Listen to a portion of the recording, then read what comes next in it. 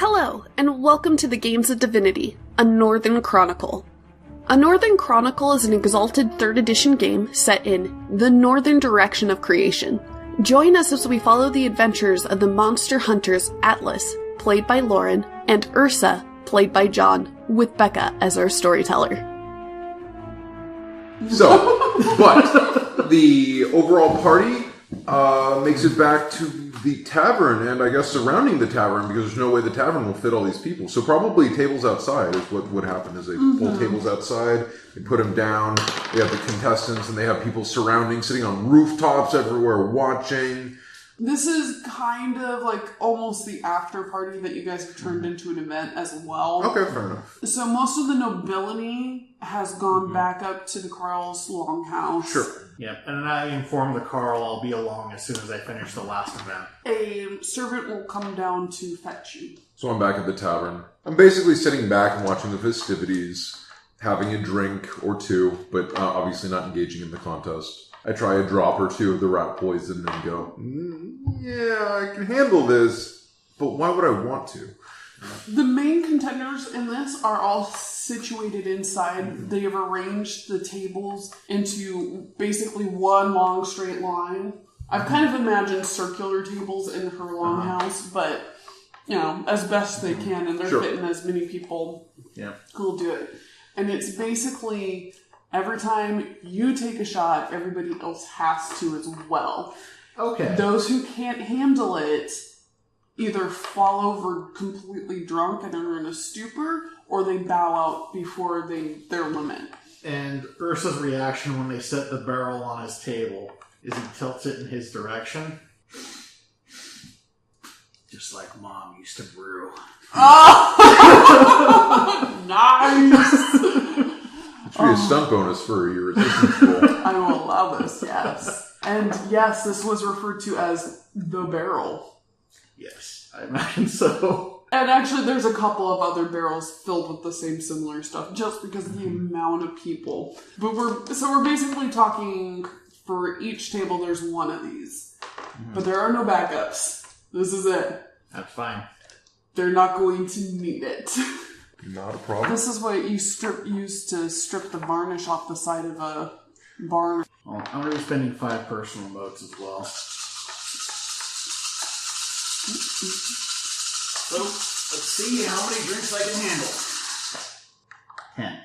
Ursa did his little sniff, says his quip, and then starts to pour everyone at his table, I imagine. Yeah, pour everybody their drink. You guys wait. Each time you wait for everybody to have theirs, and everyone watching you, you just slam it right back. We're talking like shut glasses, probably about that size. Because he wasn't joking. His mom used to brew stuff like that in the wilderness. Excellent. Moonshine. You can feel the excellent burn going down, putting the hair on your chest. Within the first 2, you already have some people who kind of like shake and oh, no more. And they flip their upside down. You have others who aren't so smart. And by the 4th one, you have people like falling back out of their chairs. By the time you get to the 6th one, there's maybe 1 or 2 left with you. They don't make it another shot. They get to their 7th one and they can't handle it anymore. And you drink 3 more just to make your point.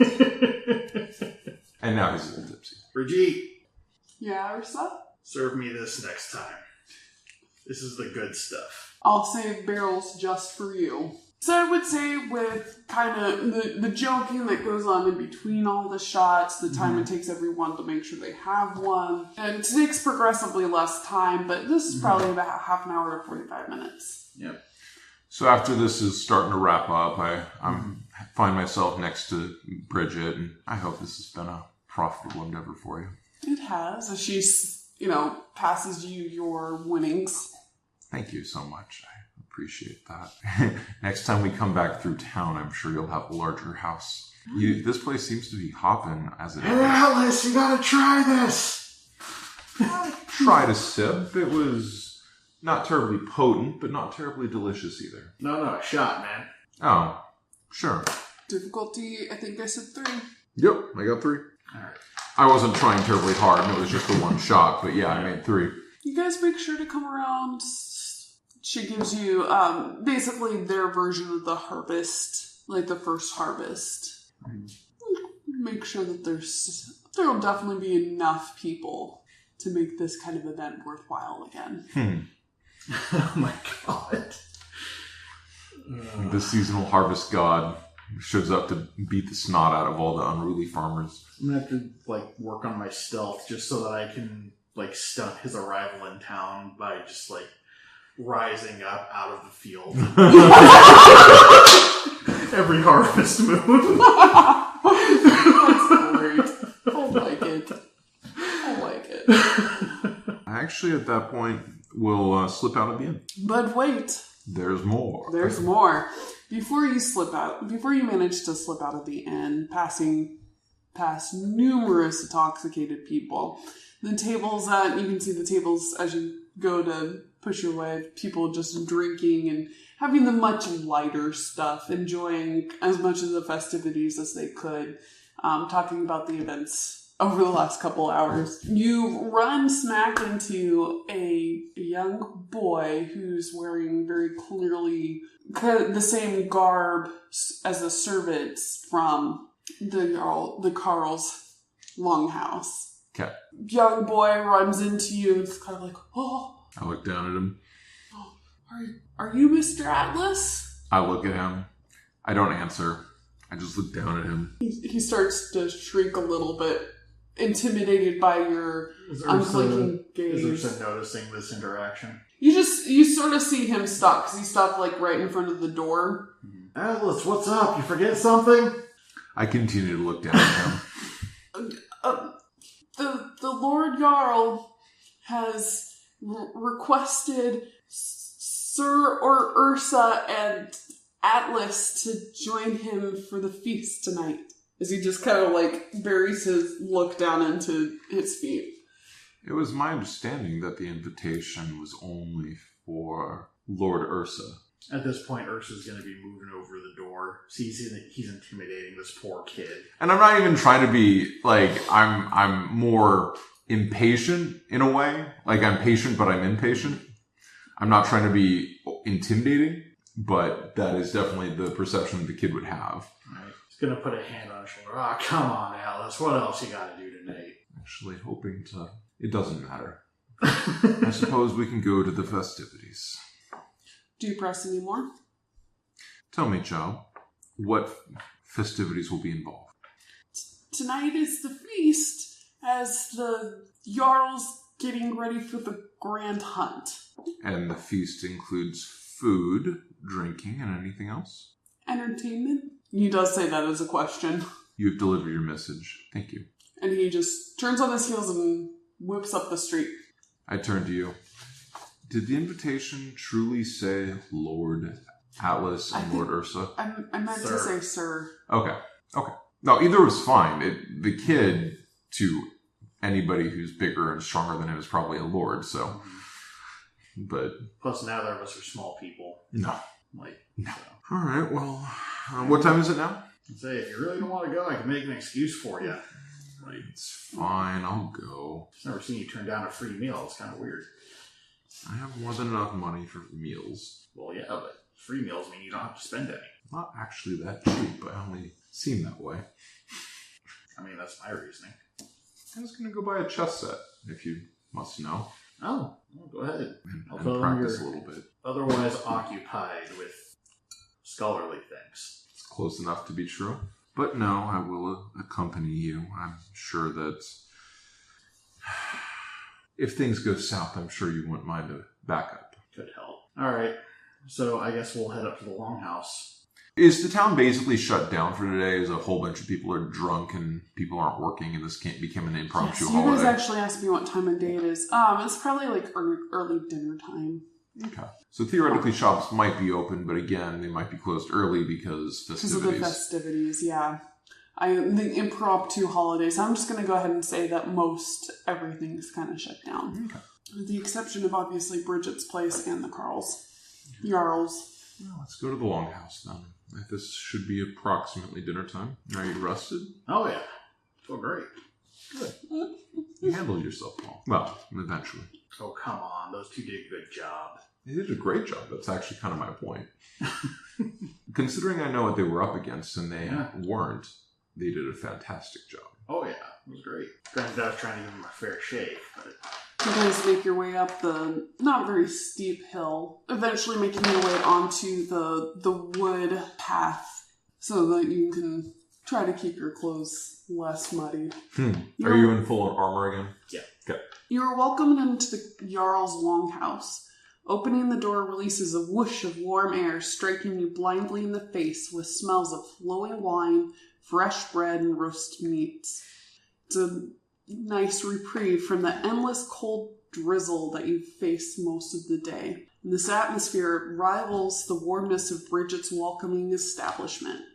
You enter a meeting hall lit with torches along the walls and large wooden chandeliers providing a warm glow. Servants bustle down the rows of long, heavy tables. One young lady attempts to pour more drink into a man's stein as he jovially waves it around, demanding more drink. You are led down the center aisle, 3 rows of filled long tables flanking your either side, to the ornately made head table. Sitting along the far side, facing the hall, and with a large fireplace at their backs, is the Jarl, who is known as... No, his name is not Carl. Jarl Philos Damar. His wife is on his left. The lady we saw. Yep. Lady you saw earlier. And his notable guest of honor on his right, which is the young-looking Asian man. Okay. Ah, I see you've made it. Please come join us. As he points to a couple of the seats down the table. Alright, so are these chairs looking like sturdy? Or... Oh yes, they're very, very sturdy. They would support you. Okay, then I will sit on a chair. I do apologize. Before he would invite you to sit down, he'd actually... Obviously he knows who you are. He makes a mention of... I heard you were responsible... not only for the earlier events, but for bringing back 2 sizable great terrors that have been plaguing my people. For that, I thank you. I was only accompanying Ursa. I provided a small medium of moral support in these endeavors. Come on, man. You beheaded the one. Like, you did this cool flip over. It's like sick. You had soundly defeated the beast. I simply assisted in the recovery of the trophy. From there, he then invites you to have a seat at his table. Okay. I will sit down.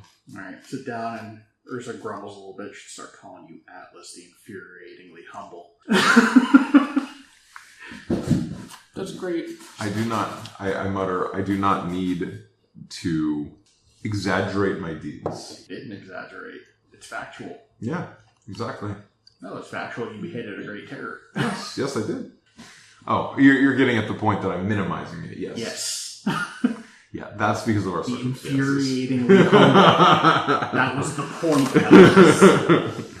You guys are seated next to a young boy who is a spit image of his father. Okay. Which is much younger. He's probably you'd gauge about 9 years old. His father being the Jarl? Yes. Okay. And right next to his son is his daughter, who I actually do have. She, unlike her parents, only has light brown hair that's pulled back into 2 braids, but left long instead of being ornately done around her head. She's wearing a white underdress with it has ornate symbols on it, and then on top of that is a more warmly done top dress. She looks to be about 16. 16, okay. Okay. So, I'm taking cues from the other people, as the Jarl eats or whatever, following suit, engaging in light chit-chat as appropriate Go ahead and roll. Okay, intelligence plus Socialize. socialize. Do I have a difficulty? Difficulty 2. 4. Okay. You're able to recognize, Atlas, the social cues that go with the eating of the meal.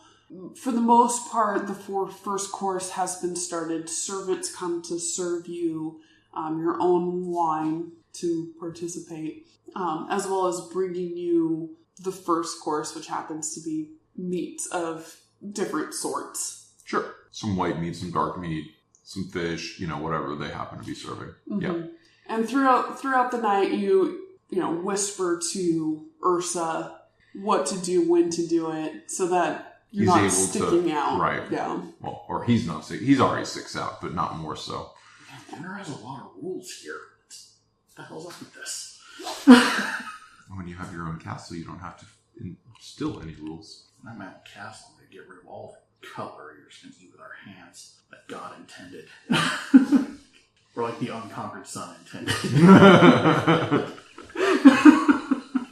Who's sitting next to the sun? You, I think. Probably, yeah. Okay. And then it'd be the sun, then Ursa, then me? Yeah. And then is anybody next to me? No, you're at the end of the table. Very good. Go ahead and make perception plus awareness, both of you if you like. Difficulty 2. 3. Excellent. All right. I'll come to play in a little bit. As you are talking quietly among yourself, you notice that the boy next to you is just kind of like looking up at you. Hello. Oh, you're so cool. I saw you fight earlier. Yes, I'm good at that. All my dad teaches me to do is fight with swords. But what you did looked so cool. I want to fight like that. Well, then ask your father to teach you to fight with your hands. If he asks why, just say you won't always have a sword, but you'll always have your hands. I lean forward, or at least have him hire an suitable tutor. No, I don't like my tutors. They're boring. Oh, I had to learn about history. And then he just starts to go on into all these things that he doesn't like about school. Oh, actually, Typical for a 9-year-old. I don't have a thing about this, but I think it's appropriate that I would have a major tie towards liking history. Okay. You could go ahead and write that down. I will start to tell him some stories of heroes of old and explain within these stories why history is important, and we can understand so much about the world and ourselves by understanding the things that came before. So I'm going to try to convince him that history is actually really cool. Okay. You're allowed to instill this. It'd be a minor intrusion, I'm sure, but that's why I'm trying to use the stories and stuff to be like, oh yeah, and then this guy slew this guy, and, Are you using... Okay. So I'm trying to instill charisma and presence, of course. Well, I managed 4 or 5. So I'm not being super quiet. I mean, other people can clearly hear me telling tales, and this historical event happened, and that historical event happened, and this is why it's... Do we make him? Make him what? Oh, make him resist? Yes! Wait, what? What's happening? You're learning about history, my friend. He's making a compelling case to make it cool. Alright, how do I resist? What's your resolve? Oh, 4. And I hit that difficulty unless you call in intimacy to help you resist it. That would oppose liking history. And because we're still fleshing out... He's inherently not sold on the learning history over combat thing, because his defining intimacy is survival through strength. Okay. And that's a reasonable intimacy to call upon. Okay. And as a note, because this specific situation came up, you're welcome to add intimacies and dislikes and that sort of thing to help these shenanigans in the future. Yeah. The next meals come and go. It's still a lot of eating as you guys make basically idle talk between each other and this kid. He seems to be really the only person. It's like, it's an honor that you're here, but you're stuck next to the kids, so there's not really a lot of entertainment going on. That's fine. They requested I be here, so I was, and they're giving me free food, so I'm all for it. You both, I'm pretty sure I made the difficulty 2 perception. We both got 3. Okay, perfect. You have noticed some glares from some of the noble-looking people at the table shoot your way occasionally throughout the course of the meal. They might have lost money on my fight. They might be confused as to why we're here, but from a manners standpoint, we should not be standing out at all. In fact, I mean, you'd probably lose a success or 2 with me having to whisper things to you, but... Still competent enough. Exactly. I believe you got 4 successes on that. Yeah. So they would probably not... For me not being noble, I'm doing a pretty good job of faking it. Yeah. Acting the part. And in the middle of the main course, the Jarl stands up. He makes a loud clank with his stein to kind of get everybody's attention.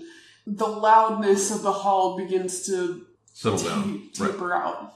My good lords, today is the start of the new season of growth and planting.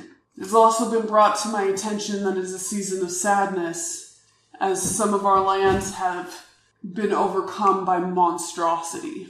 You've been gathered to root out this monstrosity in our lands, so that we may have a successful harvest this year. With the help of Lord Kenneth, we are going to take out this monstrosity. There have been numerous hellbores that have been plaguing our peasants. Tomorrow we set out to defeat these monsters with the help and your help and the help of our noble champions, as he points to you two. I look at you. You do shit. I see that spotlight to you. You can fight. Just shut up and look. Put everybody here, but that's not really the point. Tonight we feast, and that's when he picks up his stein and lets out a feast, and everybody else raises their steins and cheers. Yeah. Sure. Yeah. Woo. Drink. A final course is brought out of more sweets and delectables. And nothing else of significance happens. Did you say we're running out tomorrow morning? Thanks. Okay. I'm saying, dude, we're moving up in the world. We got hired by royalty. Yeah, but... As the Jarl's son next to you says, "You're so lucky you get to go tomorrow. I want to go, and I've been telling my dad how much I wanted to be going to help, but he says I can't come. I'm just so, Is your mom going? As he loudly takes bites of the sweet pastries that are in front of him. No, none of the women folk are going. Just the men. If all the men are going, then who's going to stay and protect the women if not for you? Go ahead and roll. 5. 6. Kind of sits there and thinks about it as he loudly chews on a pastry. Guess you are right. Dad's always telling me how strong I am. I can protect all the women folk by myself. I just look at Atlas. I'm not wrong. Well, your father sounds less harsh than mine. For that, you should be thankful. Really? I wasn't allowed to go on a hunt until I went into the woods and brought back my first kill with only my hands. Wasn't that hunting? It was hunting pheasant. I didn't get to go on the hunt for the larger animals. Until you did a hunt yourself. Got it. Oh, how old were you when you did that? 8. As he comes, he's like, that's so cool. I want to go hunting. But then again, by the time I was 8, I was the size of him. Wait, you see how big he is now? Wide-eyed. Totally believes your BS. I don't care how. No. But that was the actual story, but he wasn't as tall as him. Oh, okay. He was only 5'6". Descended from giants! Obviously. Oh, goodness. Like, he didn't turn into a giant when he exalted. He already was one. So, nothing else of note happens. And then we can go to sleep that night? For the rest of the meal. Okay. People start, it's later at this point, people are starting to head off to their quarters within the longhouse area.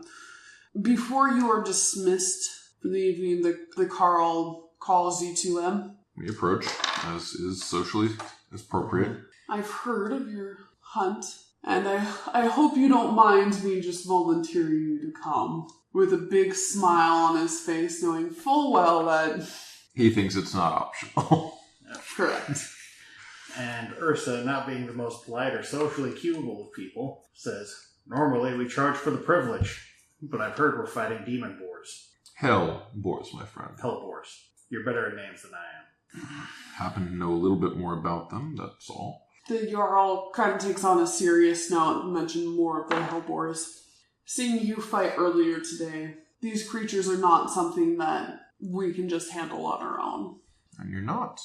You have a mighty dynast with you. Of House Kenneth, no less. As that lord is still there, and he's been quietly sizing you two up, just nods at the mention. But if the tales are to be even remotely believed, there's more than what we can handle. I've heard you've helped out my people in the past, and seeing you fight Ursa leads me to believe it would be wise to bring you along. Do you have your own horses? We do not have horses, nor are we accustomed to riding horses. Lord Kenneth will kind of sit up and go, if you walk most places... how is it that you made it to the mountains and back within a day? Ursa makes it very clear he's being a smartass. Speed walking. Thin grins. If it were not my respect for your fighting prowess, I would have taken you out back and dealt with you for a comment like that. My apologies. I was not aware that House Kenneth lacked a sense of humor. I have a sense of humor, but only with your betters. We look forward to engaging in the hunt against such a mighty creature and bringing it low. The Jarl is excellent. I'm glad that you'll be joining us in the morning. I'll make sure my servants make preparations for you. And he looks at Ursa. We will think of something. Excellent. We leave basically 2 hours before dawn. Okay. Very well. Good night. I will excuse myself. Alright, so will Ursa. Speed walking. I mutter to you as we're walking out. With a little bit of a laugh. Hey, ask a stupid question, get a stupid answer. So we exit. Excellent. Is the tavern still bursting? Things are definitely winding down at this point. People have started to... A lot of people are passed out at the tables. So, the beds are open. Excellent. There's a few beds open. Paid up for the month, so crash.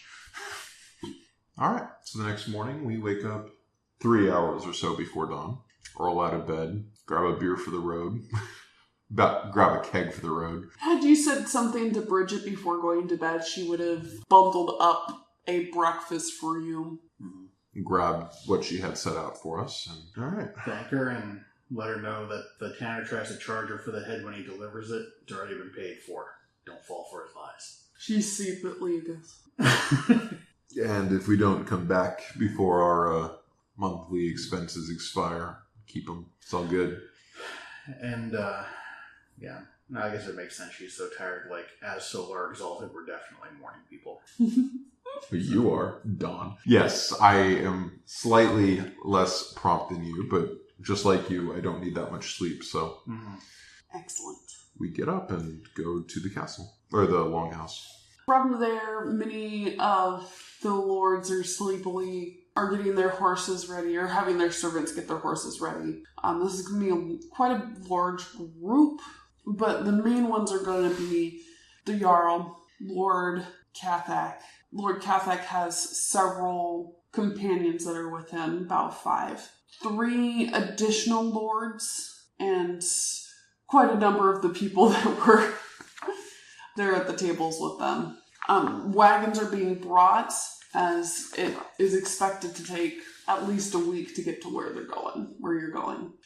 A horse has been prepared for Atlas, and Ursa, one of the wagons will have been cleared out a little bit so that you may rest in it. Awesome. All right. We should probably do a ride check for those of us who are actually riding, not Ursa. See how well we do. Okay. But Dex plus ride. Yep. 4. Okay. And as long as you're not doing anything fancy, 1 was enough. It's going to be largely an uneventful trip. It's going to be 6 days of you guys riding for however long, getting out, camping for the night. If there's a particular scene that you guys want to do during this, most of the time the Jarl and Lord Cathak and his companions will not be paying any attention to you unless you want to push for that. Other people will interact with you as needed, but it's not. I'll be polite, major. but nothing major. Yeah, no, that's fine. I wanted to buy a chess set before we left, and that way I could practice against myself at night. That being war said, one of the lords actually, you see one night, has pulled out what we would call a chess set. It's a different game, and is playing it with one of the other lords around the campfire. I will ask if I can play, and then, if given permission, well, I'll study it for a while as they're playing. Okay. And then, basically, is this I need to train for 1 day to raise my war to 2. Okay. But that's 1 full day, correct? It's 1 full day, but it's still it's basically an 8-hour thing. Okay. So if you over notice the course that, of several days, if they're doing it, if you notice that they play it the first night and you watch, and the second night you can ask to participate, and they kind of start teaching you the rules, and yeah, we can do that. Each night for that trip, you're doing okay. Oh, I apologize. It is 2 days. That was my mistake. I'm saying that you're going to do it for the rest of the trip. Because once they start to realize, oh, he's picking up on this, and they start talking, and they really enjoy playing with you. So perfect. That's what you spend those evenings doing when you guys stop to rest. Cool. Anything in particular for Ursa? No, I'm not going to really do much. Anywho. It's about midday as you guys come up to, you see a farming village in the distance. It's still that dismal, gray, raining. It's lessening up a little bit. More raining during the night and some during the morning, and it's kind of not clear, but just not raining during the warmer parts of the hour of the day during the zenith. You guys continue to ride a little bit closer. When you get in good distance of being able to actually see and make out the individual buildings in the village, you hear the high-pitched shrieks of a man in unison with muffled thumps against the ground. In the distance, a hellboar is pinning a man down, wildly stomping on top of him, breaking his ribcage with each blow. To the horse, as I bust off into a full gallop. And Ursa will sprint. I imagine Ursa just hopping out of it and pull out the straight sword. You race to help the now motionless man, his body lying shattered under the large mass. The musk of blood fills the damp air, and you quickly realize that this is not the creature's first victim. The hellboar loudly sniffs at the body beneath it, its nose noisily slapping it until it reaches the twisted upper arm of the man, its giant maw grinding into the supple flesh, and with a loud crack, severing the arm and the body, and begins to messily devour the arm, each bit a sickening crunch, accompanied by a grotesque spurt of blood. The creature tenses again, a seething red in its eyes, as it finally sees prey galloping towards it.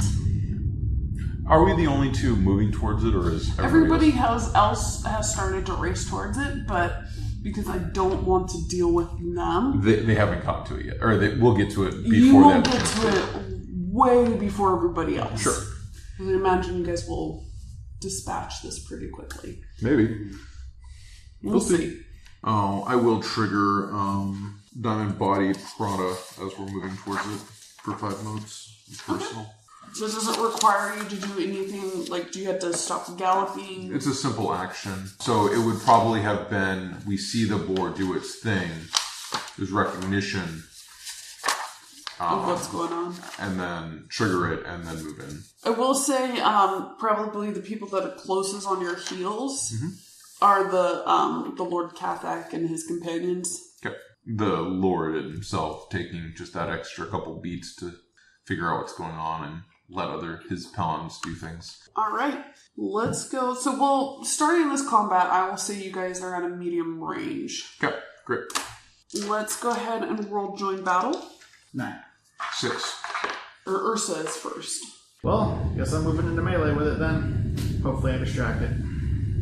So he moves to short. So, yes, it's going to attempt to trample you.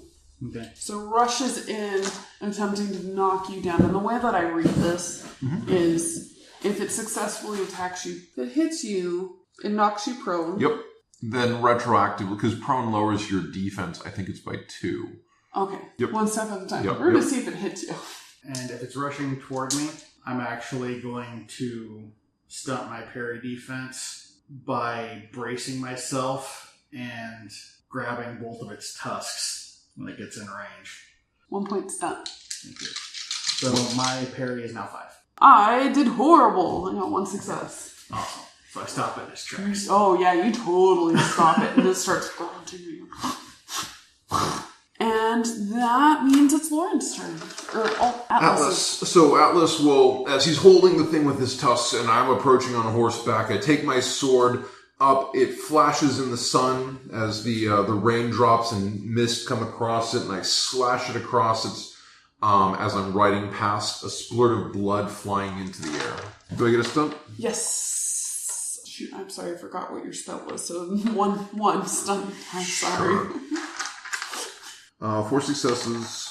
So yeah, as you tried to come in, it would have tried, like, it would see another combatant coming in to get at it, and it would attempt to move, but Ursa's just holding it down so well that it can't really pivot its body and you make contact.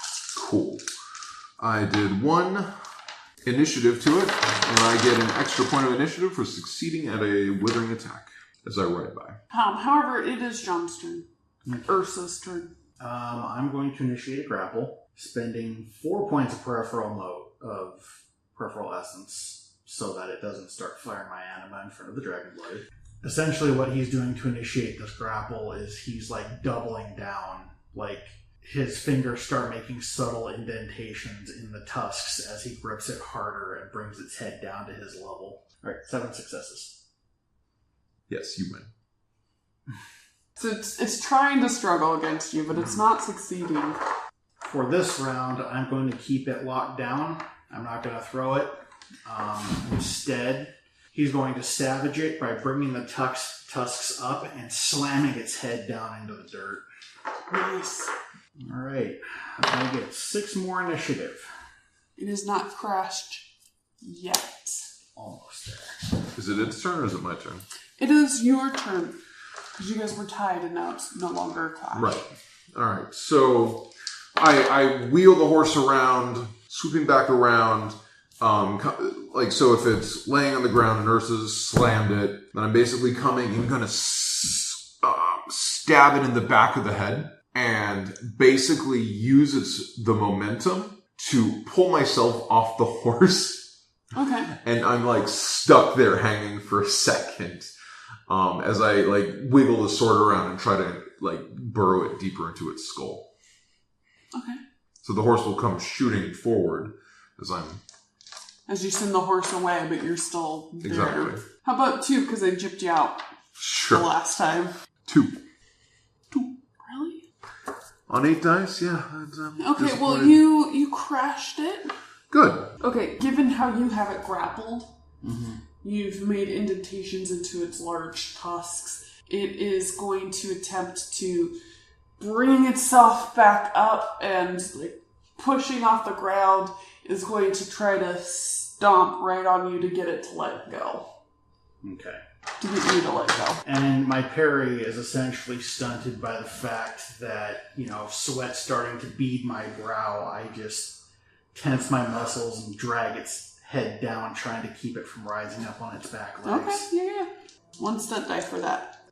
I got 3 successes. So subtracts 3 from his initiative and the board gains 4. He's out of crash. It is Atlas's turn.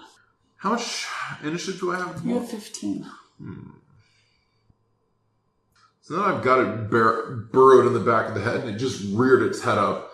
I basically used that fly, do a backflip onto its back as it rears its head up. Got the sword in my hands, and I basically double fist, decisive attack. Right as it's starting to bite down on Ursa to try to crunch his armor. Exactly. I inflict 7 levels of damage to it. Yeah, you knocked it down to -2 dice. You bring down your sword. Which sword, by the way? Oh, my straight sword. Your straight sword. Narrowly missing most vital part. The hide protecting it from that. It lets go of Ursa as it rears back just a little bit, squealing. And I basically ride it out, pulling the sword back out, inflicting even more damage as blood flies in the air. It did not, and it resets me to 3. Alright. It, however, is Ursa's turn. I was going to reinitiate the grapple. Okay. It gives me 2 more successes, so 11 total. So 9. 2. Alright. Basically, in order to get a better grip, he released the tusks initially as his head was lifting up for him. And then he turns around, and as the boar is coming back down, he grabs those same tusks and pulls the boar over his head, slamming it on its back. I reflexively hop off. Well, you had already pulled your sword out as it had reared back up in response to the pain that you caused it. And I believe you did it like a cool flip with the blood flinging off. Yep. Okay. So this is a slam. Okay. So I'm forfeiting the 2 rounds for the 4 bonus dice. 7 damage to it. In this moment, I am, from my personal essence, activating Raging Wrath Repeated. The solar surging destructive essence is redoubled when she breaks an opponent with her own hands. If the solar crashes an opponent she is clinching, she may reflexively activate this charm, resetting her combat action and restoring all the rounds of control she had at the start of the clinch. Okay. So basically I get a second attack. Okay. And this is where the decisive savaging comes in. Gotcha. You have just pulled this hellboar, launching it over your head, bringing its body in full weight back into the ground. Upside down. Upside down. Its tusks burrowing into the ground as you... Blood spewing from the big hole that I made in the back of its head. Yep. And then, with a roar, he grips the tusks even harder and jerks its head to the right, attempting to break its neck. 2 dice. Sure. It takes 8 points of damage.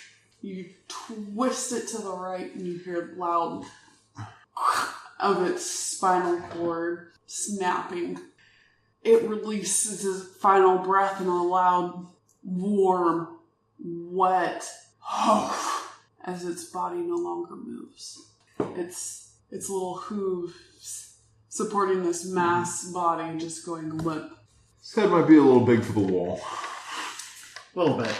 Plus, we wouldn't be able to get it back in time to get it preserved. It would rot by then. We so could. No. Atlas. Can't. Hypothetically.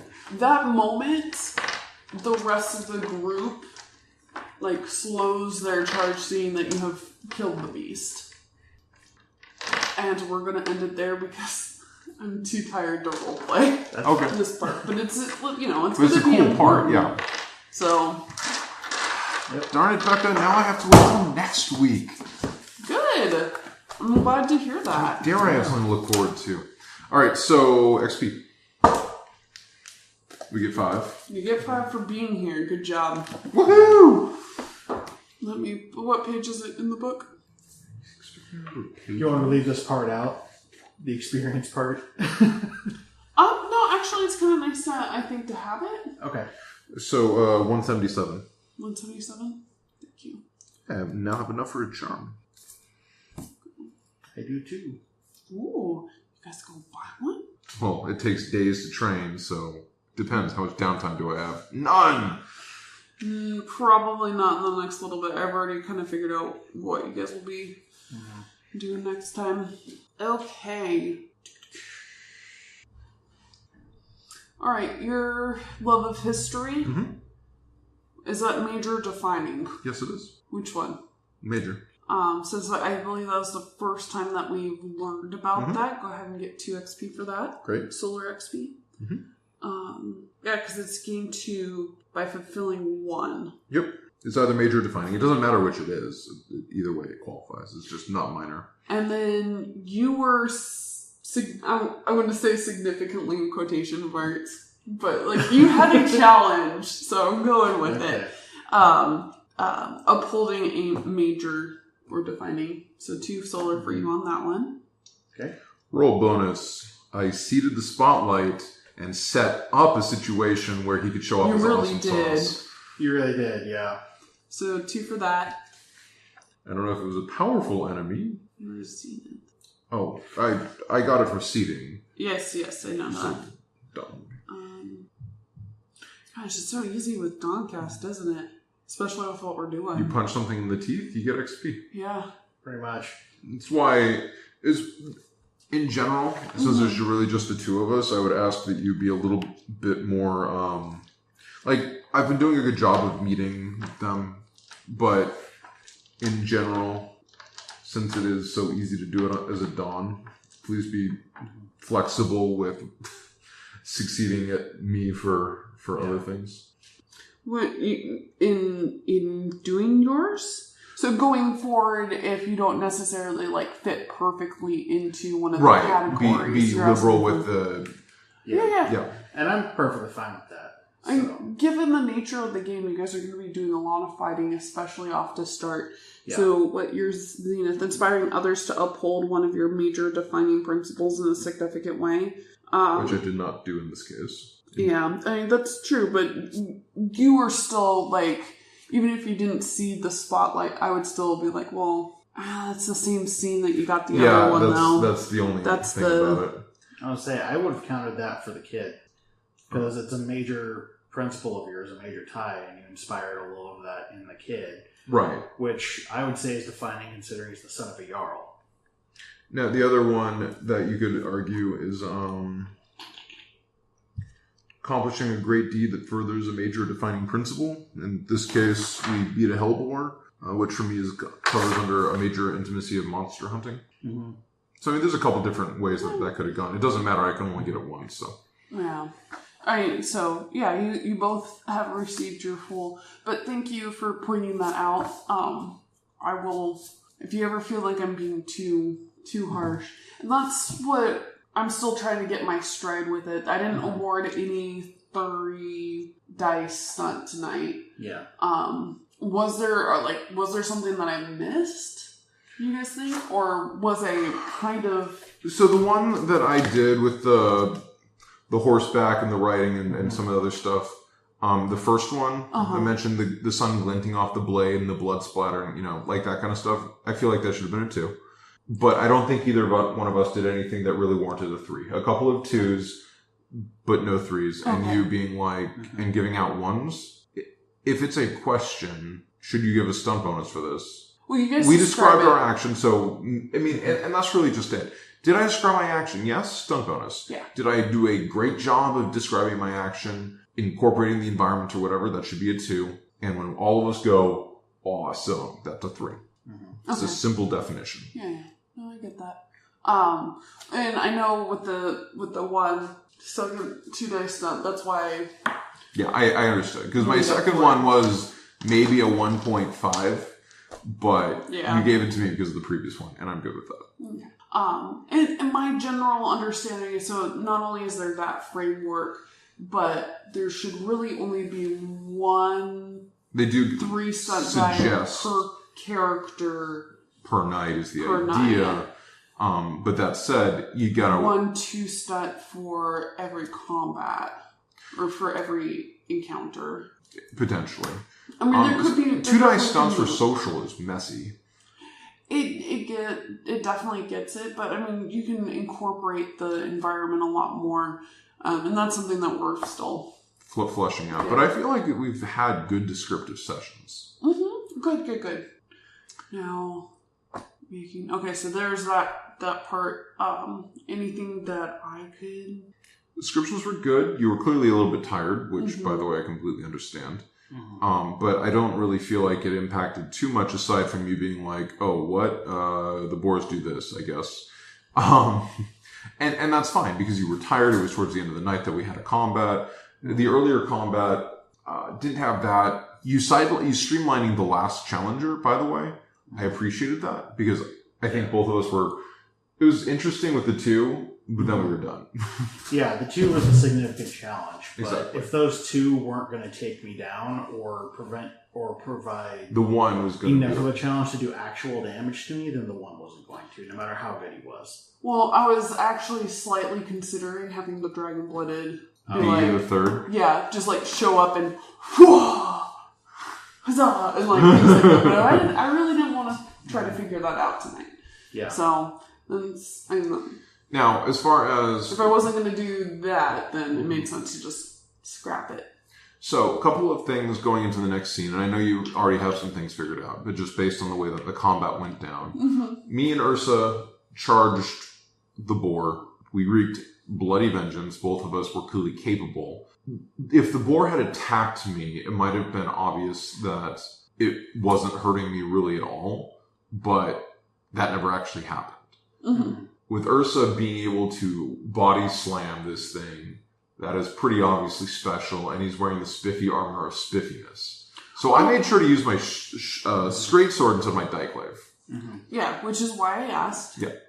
And the reason why I was making sure my anima didn't flare at all was so that I could just argue that I am in fact one of the strongest men on the world, like you had said during the initial thing. Like, this is something I am able to do. It's not necessarily because I'm an Exalted. Maybe I've got a wild mutation. But the fact that you're wearing magic armor does mean you're not mortal. Let me have this, Lord. Just saying. I'm trying my hardest so that when the Dynast does ask about this, I can have some convincing lies. So, convincing lies. Excellent. I mean, if he wants to fight me, that's fine. I'll unleash everything I have to do my absolute best to kill him in one shot. I'll make your death merciful. Oh gosh. Anyways, yeah. So, to be honest, next combat's going to involve more, or next session will involve more Hellboars. Cool. The party gets attacked as more of them show up, kind of thing. Yeah, and I have a situation in mind for you guys. Since the scene hasn't and then expired. there'll be kind of what I see happening next time is definitely wrapping up with this area. So this could next session can kind of be the last for this general area. Arc. So think about where you guys might want to go. What sounds, if you guys are doing any reading in the book.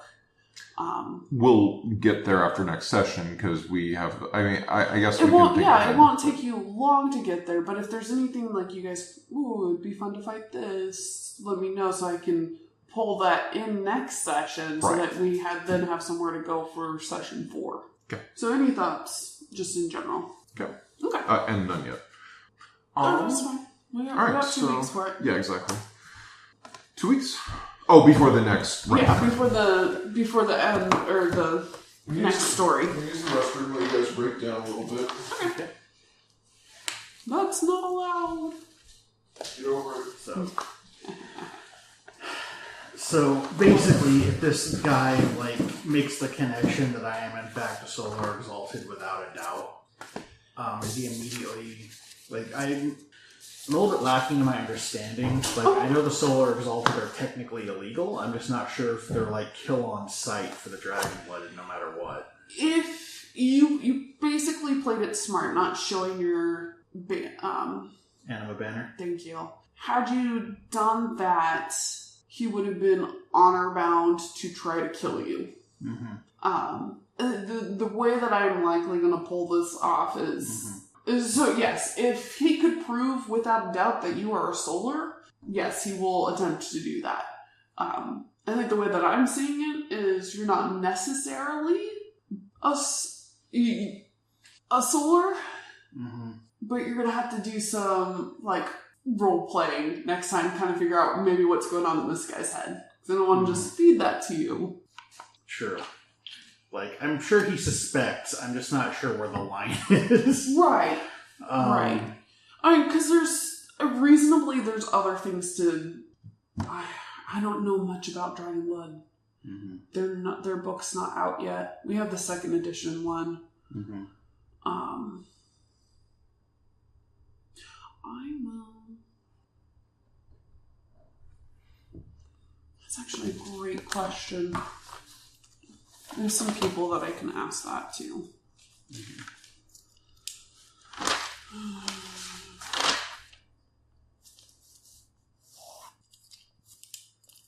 Yeah, I just need to know, like, how much leeway I have.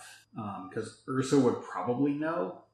But, like, I, out of game, just don't. So well, and Lauren's gonna know better than I. Because he knows the lore of the world better. But yeah, I agree. I think you guys would know what lines to skirt. So we'll get it figured out.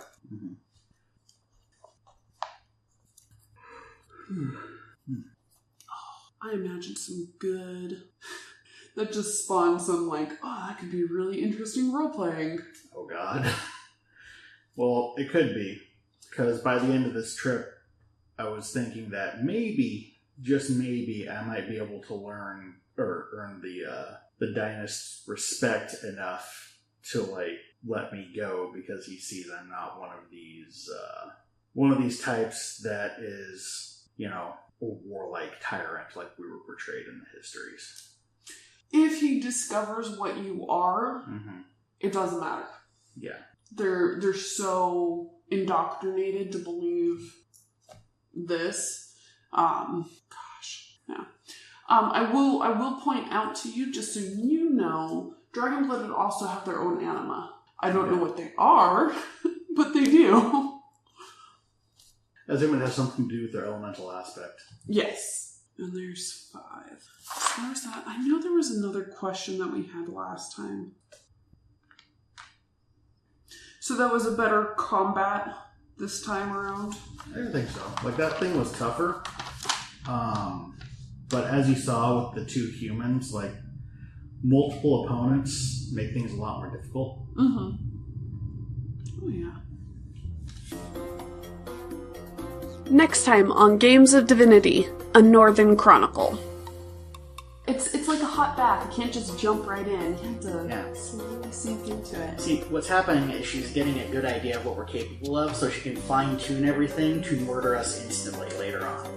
Apparently you're yummy as well. Delicious to eat. Well, I don't have any meat on me. You're going to? Sometimes people want crunchy things. His retinue. Yeah, his backup. His boy band. What happened to doing decisive, John? What happened to decisive? I had 9 initiative. You have 20. I don't want to hear this. I seem to think that Ursa has an affinity for taking heads. I'm pretty sure that when we do build our keep, it's just going to be like walls made out of skulls. Probably.